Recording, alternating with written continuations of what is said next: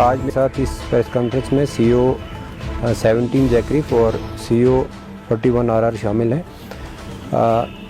Military intelligence और दूसरी security agencies जो इंटेलिजेंस हैं उनने एक खबर डेवलप की थी जिसके बेस पे ये पता चला कि करालपुरा के एरिया में HM का एक मॉड्यूल जो है वो एक्टिव है और वो वहाँ पे टेररिस्ट को लॉजिस्टिकल सपोर्ट और दूसरा जो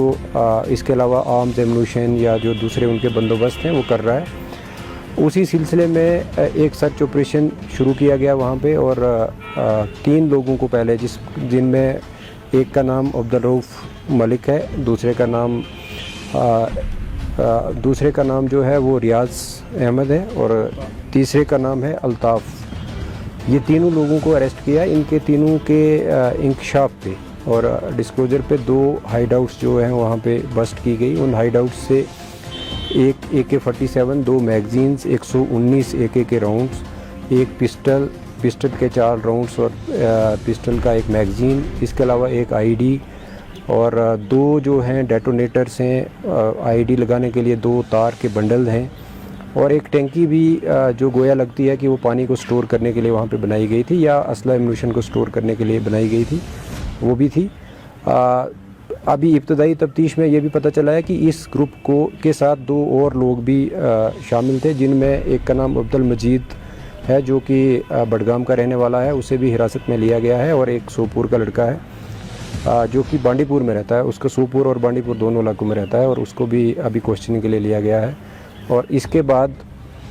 इसी तफ्तीश में एक ये भी पता चला कि जून के महीने में इस ग्रुप को 6 लाख रुपया जो है वो पाकिस्तान के एक फारूक नाम के हैंडलर हैं जिसका कोड नाम नदीम उस्मानी है और वो यहाँ कुपाड़ा ककरूसा का रहने वाला है, वो इनको हैंडल कर रहा था और उसने प्रोवाइड करवाए थे 6 लाख रुपया जो कि हाइडआउट्स और बाकी आर्म्स एम्यूनिशन को ख़रीद या जो हाइडआउट के लिए जो सामान था उसको ख़रीदने के लिए दिए गए थे। उस 6 लाख में से भी कुछ जो पैसा है वो नकली सिम्स लेने के लिए या मोबाइल्स लेने के लिए इस्तेमाल किया गया और बाकी कुछ पैसा जो है वो हाइडआउट के लिए कुछ चीज़ें जो ख़रीदी गई हैं और अलावा अज़ीं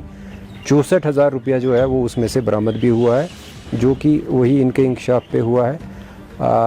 तफ्तीश अभी इब्तदाई मरहले में है लेकिन ये बड़े स्टर्लिंग रेवोल्यूशन इसमें आए हैं कि ये HM का एक ऐसा मॉड्यूल था कि जो यहाँ से लेके और श्रीनगर तक एक्टिव था और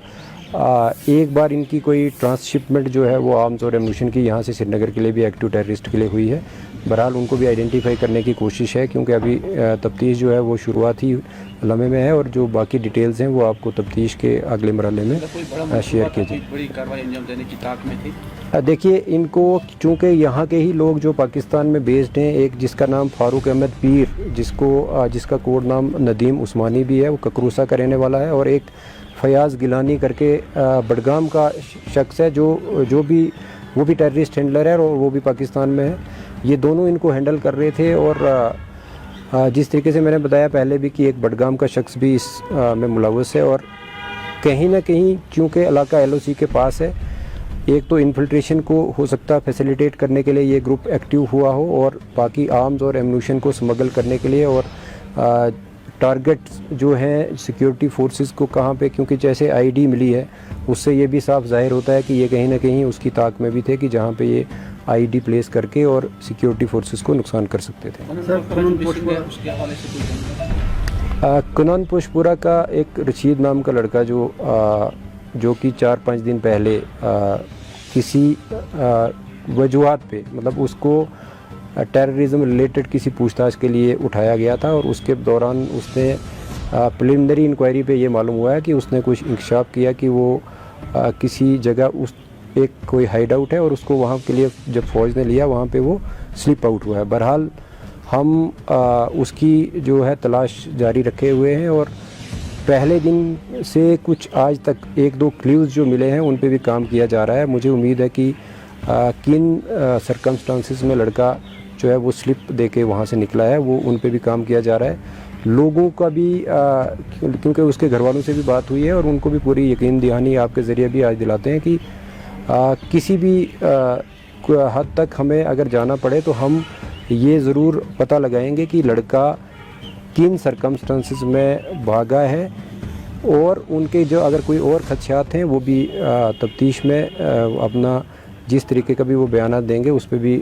उसी तरीके से कार्रवाई की जाएगी। बहरहाल वो कहीं ना कहीं वो भी एक इस जो ये मॉड्यूल मैंने बताया आपको, इससे एक मिलता जुलता मॉड्यूल था जिस पे भी एक इंटेलिजेंस के बेस पे ही उसको उठाया गया था।